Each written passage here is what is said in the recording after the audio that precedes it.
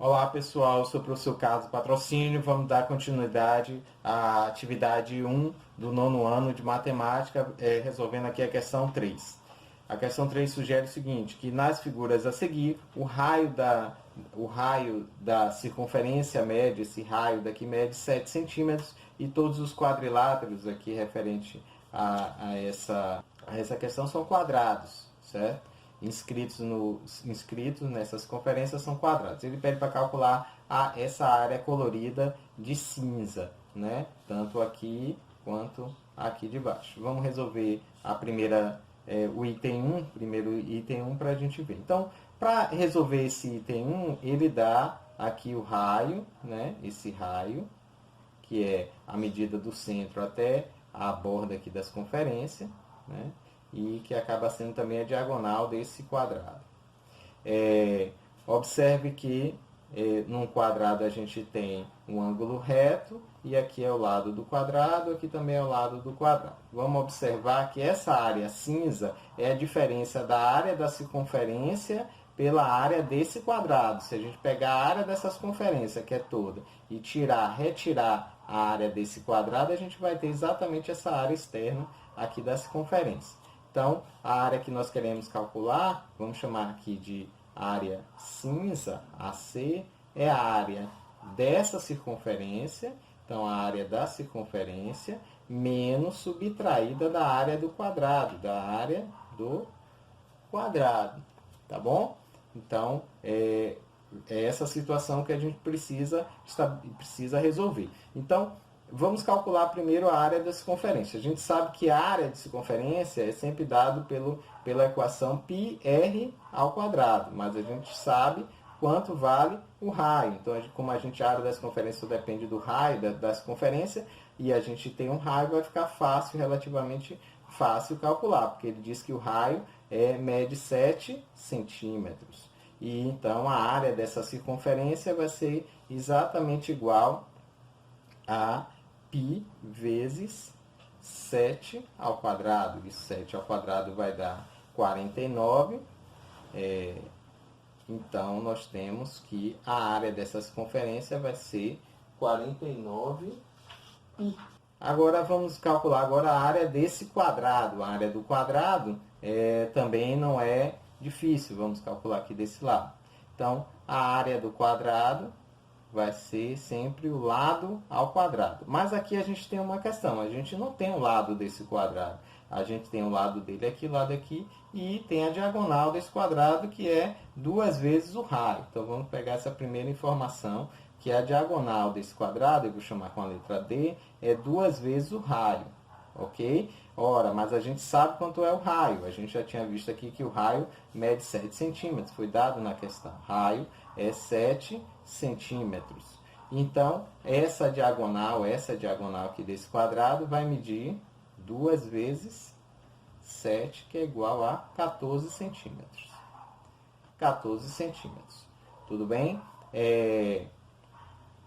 Aqui vai ser, essa diagonal vai ser 14 centímetros. Eu quero destacar esse triângulo aqui, ó, que é metade do quadrado. Ora, esse é um triângulo retângulo. Diante de um triângulo retângulo, nós podemos aplicar Pitágoras. O que é que Pitágoras diz? Diz que a hipotenusa elevada ao quadrado, que no caso aqui vai ser a nossa diagonal, ao quadrado, vai ser igual aos catetos, a soma dos catetos ao quadrado. O quadrado da soma dos catetos, né? Esse cateto ao quadrado mais esse cateto ao quadrado. Então, vamos escrever isso aqui.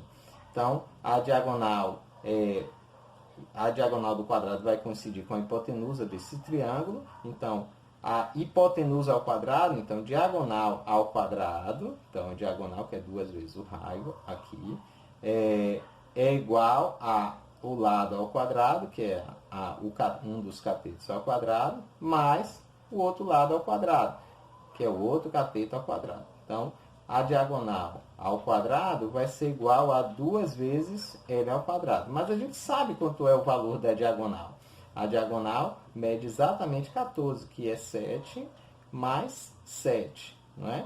Que é o valor do raio. Então, 14 ao quadrado, que é o valor da diagonal, é igual a 2 vezes o lado ao quadrado. Ora, eu vou passar esse 2 aqui dividindo, né? E, na verdade, eu vou mudar primeiro de lado, só para a gente entender melhor esse cálculo. Então, se 14 ao quadrado é igual a 2 vezes L ao quadrado, é porque 2L ao quadrado também é igual a 14 ao quadrado. Eu vou passar esse 2 que está multiplicando para o lado de cá, porque eu quero calcular, na verdade, o valor de L, né? Então, vai ficar 14 ao quadrado dividido por 2. Se ele estava multiplicando, passa dividindo. Isso aqui é exatamente igual. Observe que essa operação aqui, na verdade, isso implica que se eu extrair a raiz aqui, a raiz quadrada de L ao quadrado vai me dar o valor de L. Então, é como se eu passasse essa operação de potenciação ao quadrado para o lado de cá com uma operação inversa, que é a radiciação elevada, a raiz quadrada. Né? Então, elevado ao quadrado vai ser raiz quadrada. Vamos lá. Então, isso vai ser raiz quadrada de 14 ao quadrado dividido por 2. Então, a raiz da divisão, aqui essa divisão expressa por uma fração, é a divisão das raízes. Então, L continua sendo raiz de 14, raiz quadrada de 14 ao quadrado, aqui, pega tudo, né? Dividido por raiz de 2. Ora, esse quadrado cancela com essa raiz, então teremos que é 14 sobre raiz de 2. Ora, aqui a gente pode racionalizar, que é multiplicar em cima e embaixo por raiz de 2. Isso vai nos dar raiz quadrada de 2 vezes raiz quadrada de 2, dá raiz quadrada de 2 ao quadrado. E esse quadrado cancela com a raiz de 2, isso vai dar simplesmente 2. Então, temos 14 raiz de 2 dividido por 2. Isso vai nos dar 7 raiz de 2. Então, 7 raiz de 2. 7 raiz de 2, simplesmente. Né? Vai ser o valor do lado. Ora, mas para calcular a área da circunferência, a gente já tinha visto que bastava ter o valor do lado. Nós já temos que o valor do lado é 7 raiz de 2. Então, a área desse quadrado, eu vou pegar aqui, colocar aqui do lado de cá, vai ser relativamente fácil calcular, porque basta pegar o 7 raiz de 2 e elevar ao quadrado. Então, eu elevo esse ao quadrado e esse ao quadrado. Raiz de 2 ao quadrado vai dar 2, 7 ao quadrado vai dar 49. Então, a área do quadrado vai ser 49 vezes 2. Né? Eu vou conservar por enquanto assim, porque a área da circunferência também apareceu 49. Eu vou poder colocar esse 49 em evidência. Vamos lá. Agora, a gente, na verdade, quer calcular a área cinza, essa área cinza aqui. A gente está preocupado em calcular essa área pintada de cinza. Não é isso? Que é a diferença da área da circunferência e da área do quadrado. A gente tem a área da circunferência aqui e tem a área do quadrado aqui. Ok? Todas elas em centímetros quadrados. Eu não vou colocar a unidade aqui, mas se colocar não há problema algum. Então, a área cinza vai ser a área da circunferência, que é essa aqui, 49π, menos a área do quadrado, 49 vezes 2. Tá vendo? Tem 49 aqui, ele é fator comum. Podemos colocar o fator comum em evidência. Então, 49 que multiplica π menos 2 centímetros quadrados. Ok? Essa é a área da região cinza, essa área aqui externa, porque nós calculamos a área da circunferência, depois subtraímos da área do quadrado, né? Que a gente calculou também. Agora, ótimo. Então, temos já a área dessa circunferência. A área da região pintada de cinza. Né? Aí, no item 2, eu queria que vocês prestassem bastante atenção aqui agora. Ó. O item 2, ele pede essa área da região cinza. Mas antes de calcular, eu vou pensar o seguinte, ora, se isso aqui é um quadrado, isso aqui também é um quadrado, e eles estão inscritos dentro da mesma circunferência, esse lado desse quadrado é exatamente igual a esse lado do quadrado. Ora, se aqui aqui é um triângulo, né? E aqui mede 45 graus de base, e essa dimensão aqui do quadrado também são todas iguais, aqui também mede 45, estamos diante de um triângulo equilátero. Então, esse pedacinho aqui é um triângulo equilátero, que é igual a esse triângulo equilátero. Então, se eu pegar essa parte cinza e deslocar para cá, eu vou ter metade eu vou completar, na verdade, essa área cinza aqui pintada. E se eu pegar também esse lado de cá e botar para cá, eu vou ter a outra metade dessa área cinza. Ora, eu calculei essa área cinza aqui na parte de cima, ó, essa área cinza, essa e essa. Ou seja, eu tenho 4 áreas cinza dessa. Ele pede agora, na verdade, para calcular o valor de 2 dessas áreas, porque eu posso pegar essa parte cinza, colocar para cá, completar essa parte cinza aqui e essa parte cinza aqui, colocando essa área. Então, na verdade, eu tenho essa área cinza 4 vezes aqui, ó. Então, e ele quer 2, ele quer só metade dessa área. Então, na verdade, essa área aqui, eu vou chamar área cinza 2, vai ser metade dessa área. Então, não tem nem muito cálculo para fazer. Pega 49 π menos 2, que é a 4 pedacinhos desse, ele pede para calcular 2. Então, basta dividir por 2. Esse já é a resposta do item 2. Tá bom? Então, essa é a terceira questão da atividade 1 de matemática, né? Vamos resolver agora a quarta questão da atividade 1 de matemática do nono ano. A quarta questão, que é essa aqui, é uma questão relacionada ao Teorema de Pitágoras. O Teorema de Tales, me perdi. Teorema de Tales. O Teorema de Tales diz o seguinte, que retas paralelas, que é essa reta A, B, C e D, ela cortada por segmentos, por retas transversais, desculpe, formam segmentos proporcionais. Esse é o Teorema de Tales. E o que quer dizer isso? Ora, eu posso sempre colocar, vai haver sempre uma razão comum na relação entre esse segmento dividido por esse segmento, certo? E esse segmento dividido por esse segmento. Então, nós poderemos tratar de forma proporcional essa situação. Então, essa razão aqui vai ser eu vou poder transformar essa igualdade dessa razão em uma proporção. Nós podemos igualar 5 sobre x, por exemplo, dividido por 4 sobre y. Ora, é importante no Teorema de Tales seguir sempre o caminho inicial que você teve. E se você partiu da reta S, e pegou outro segmento na reta R, essa proporção que você vai fazer, igualando as razões, tem que começar da reta R e seguir para da reta S e seguir para a reta R.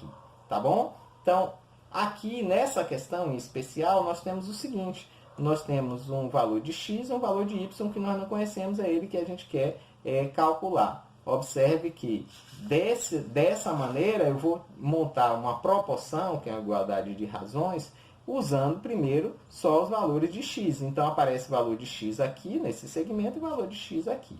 E observe, eu vou começar pegando com o 5, o segmento 5, né? E ele está na reta S. Então, 5, que está para x, que está na reta R. Essa é minha primeira razão. E vou montar a proporção, que é a igualdade da razão, usando esse x aqui, ó. Esse segmento que está observe que eu comecei primeiro em S. Aí eu vou ter que começar primeiro em S também. Vou pegar esse segmento e esse. Mas eu vou ter que começar primeiro do 6. Por que do 6, professor? Porque, olha, observe que o 5 eu peguei na reta S. E depois eu peguei o outro segmento na reta R. Então, eu vou ter que pegar primeiro aqui na reta S, para igualar essas razões, para formar a proporção. E depois pegar o segmento na reta R. Então, eu comecei S, R, então tenho que fazer também S e R. Então, x mais 8. Tudo bem? Ó, vamos lá. Daqui a gente sabe que tem a propriedade de proporção, que é o produto dos meios é igual, sempre igual ao produto dos extremos. Ou então a gente pode pensar como? É a multiplicação cruzada. Então, daqui resulta o que? 6x, porque x vezes 6 é a mesma coisa do que 6x, é igual a 5 vezes 8, 8 que multiplica x, 5 que multiplica x mais 8.